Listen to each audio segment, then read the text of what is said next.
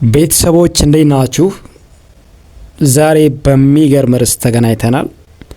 የዛሬው ርዕሳችን እንግዲህ በደንብ ከተጠቀምንበት ኮምፕሊትሊ ህይወታችንን ሊቀይር የሚችል ትምህርት ይሆናል ማለት ነው። ግራ ከተጋባ ህይወት መውጣት የሚል ነው ርዕሳችን። ስለዚህ ለቪዥነሪ ቲዩብ አዲስ የሆናችሁ ሰብስክራይብ በማድረግ ጀምሩ። ግራ መጋባት ማለት ምን ማለት ነው? የግራ መጋባት መንስኤዎች ምንድናቸው? የግራ መጋባት መፍትሄዎችስ ምንድናቸው የሚለውን በዚህ ቪዲዮ እናያለን። እንቀጥል። እንግዲህ ግራ መጋባት ማለት በምንም ነገር ላይ ለመወሰን አለመቻል ነው። መወላወል ነው። በአንድ አቋም አለመጽናት ነው። አቋም አላችሁ ወይ ነው ወይስ አንዱን እያላችሁ ነው ያላችሁት? ራሳችሁን እየፈተሻችሁ እንድትሄዱ ፈልጋለሁ። በአንድ ነገር ላይ ከወሰኑ በኋላ ሁሉ ጊዜ መጸጸት ነው ግራ መጋባት ማለት። በአንድ ነገር ላይ ከብዙ ሰዎች ሐሳብን የመጠየቅ አባዜ ነው። አንዱን ጠይቀን አንዱን የምንሄድበት መንገድ ይህ ግራ መጋባት ይባላል። ስለዚህ ሰዎች ግራ የሚጋቡት ለምንድን ነው? መንስኤው ምንድን ነው? ስለዚህ አንደኛውና ዋነኛው የምርጫ ብዛት። ሰዎች ግራ የሚጋቡበት መንስኤ የምርጫ ብዛት። አንዱን የሆነ ሰው ሲሳካለት ይሄንን ላድርገው ነው፣ ያኛው ሲሳካለት ይሄንን ላድርገው የማለት አባዜ አንዱ የግራ መጋባት መንስኤ ነው። ግልጽ የሆነ እሴትና አቋም ማጣት፣ የመርህ ሰው አለመሆን የግራ መጋባት መንስኤ ነው። የመሳሳት ፍርሃት እንግዲህ ዓለም ላይ ፍርሃት ብዙ ህልሞችን፣ ብዙ ራእዮችን፣ ብዙ ነገሮችን በልቷል። እንዲሁም ራስን ከሌሎች ጋር ማነጻጸር።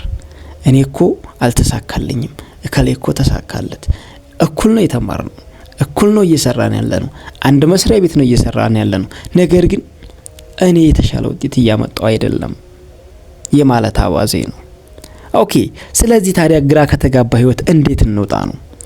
አንደኛ የግል ዓላማን ማወቅ፣ የተፈጠርክበትን የህይወት ዓላማ ማወቅ፣ ወደዚህ ምድር የመጣበትን ዓላማ መረዳት ማወቅ፣ ቁጭ ብለህ ሪከርድ ማድረግ፣ መጻፍ፣ ከዛስ እሱም መከተል ይኖርብሃል።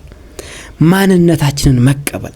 አሁን የማገኝ የኔ ውጤት የኔ ስራ ነው፣ የኔ የእጅ ውጤት ነው። ስለዚህ ማሻሻል የምችለውም እኔው ራሴ ነኝ ብለን ማንነታችንን መቀበል አለብን። ባለን ነገር መጀመር። ኤክስትራኦርዲነሪ ነገር መጠበቅ አያስፈልግም። ባለህ ነገር ጀምር ነው። ስማርትፎን አለ፣ ኦኬ። ስለዚህ ሶሻል ሚዲያ ሐሳብህን ሽጥ፣ መረጃህን ሽጥ፣ እውቀትህን ሽጥ፣ ያለህን ታለንት ሽጥ። ስለዚህ ባለህ ነገር ጀምር።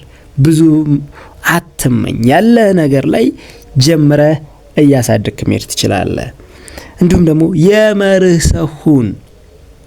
ግራ ከተጋባ ህይወት መውጣት ከፈለክ የመርህ ሰው ሁን። which means በተፈጥሮ ህጎች መመራት ነው። የመርህ ሰው ማለት የተፈጥሮ ህጎችን፣ የማይሻሩ ህጎችን የምትከተል ሰው መሆን አለብህ። የሚያስፈልጉን ነገሮች ማወቅ፣ እንዲሁም ደግሞ የማያስፈልጉን ነገሮች ደግሞ ቆርጦ መጣል ነው። የማያስፈልግ መጥፎ ጓደኛ ሊሆን ይችላል፣ መጥፎ ሪሌሽንሺፕ ሊሆን ይችላል፣ መጥፎ ሀሳቦች ሊሆኑ ይችላሉ። የማያስፈልጉ ነገሮች ቆርጠህ መጣል ከቻልክ ግራ ከተጋባ ህይወት መውጣት ትችላለህ። የዛሬው ቪዲዮአችን ይህንን ይመስላል። ይህ መረጃ